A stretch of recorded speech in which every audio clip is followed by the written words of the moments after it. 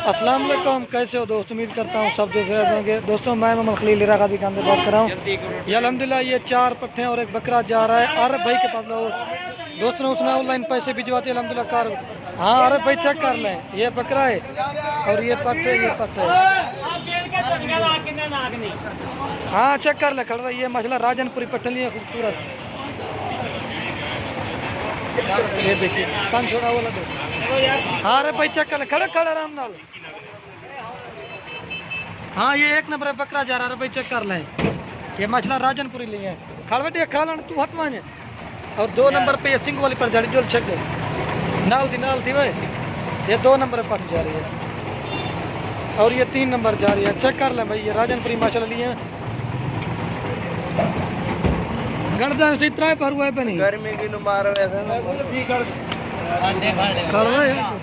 ये 4 नंबर पे जा रही है राजनपुरी माशाल्लाह, नहीं मर्द उस्ताद। और ये 5 नंबर पे जा रही है। वैसन कितने? हाँ अरे भाई चेक कर लें।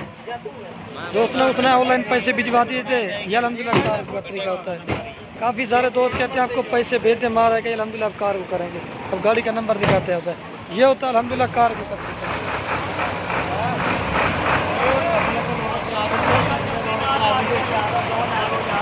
ये होता है अल्हम्दुलिल्लाह कार। उसने बड़ी मेहरबानी, मैंने कल वीडियो लगी थी, ये माशाल्लाह सेल हो गई। 4 पट्ठे और एक बकरा आरब भाई के पास लाहौर।